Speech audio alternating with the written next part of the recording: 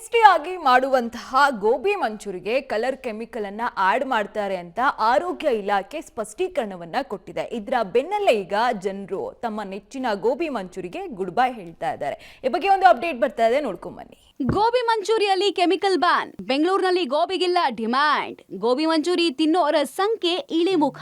ಬಿಸಿ ಬಿಸಿ ಗೋಬಿ ಮಂಚೂರಿ ಕಂಡ್ರೆ ಬಾಯಲ್ಲಿ ನೀರುರಿಸ್ಕೊಂಡು ಬಾಯಿ ಚಪ್ಪರಿಸ್ಕೊಂಡು ತಿಂತಾ ಇದ್ದ ಬೆಂಗಳೂರು ಮಂದಿ ಈಗ ಗೋಬಿ ಕಂಡ್ರೆ ಕೊಂಚ ದೂರ ಸರಿತಾ ಇದ್ದಾರೆ.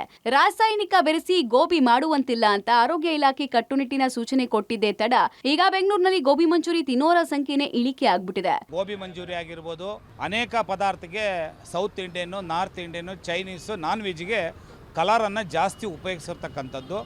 ಇವಾಗ ಸ್ವಲ್ಪ ಬಿಸ್ನೆಸ್ ಕಮ್ಮಿ ಆಗಿದೆ. ಈಗಾಗಲೇ ನನಗೂ ಹಲವಾರು ಕಡೆ ಫೋನ್ಗಳು ಮತ್ತೊಂದು ಬರ್ತಾ ಇದೆ. ಟೇಸ್ಟಿಂಗ್ ಪೌಡ್ರು ಹಾಕಿದರೆ ಅದಕ್ಕೆ ಸ್ವಲ್ಪ ಟೇಸ್ಟ್ ಬರುತ್ತೆ, ನಾಲಿಗೆ ಒಂದು ಅಂಟುತ್ತೆ ಟೇಸ್ಟಿಂಗ್ ಪೌಡ್ರ್ ಹಾಕಿದರೆ.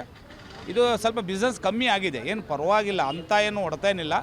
ಬಟ್ ಒಂದು 100ಕ್ಕೆ 20% ಕಮ್ಮಿ ಆಗಿದೆ ಬಿಸ್ನೆಸ್ಸು. ಕಲರ್ ರಾಸಾಯನಿಕ ಬಳಕೆ ಮಾಡಿ ಆಕರ್ಷಕವಾಗಿ ಕಾಣ್ತಾ ಇದ್ದ ಗೋಬಿ ಈಗ ಕೊಂಚ ಟೇಸ್ಟ್ಲೆಸ್ ಆಗಿದೆ.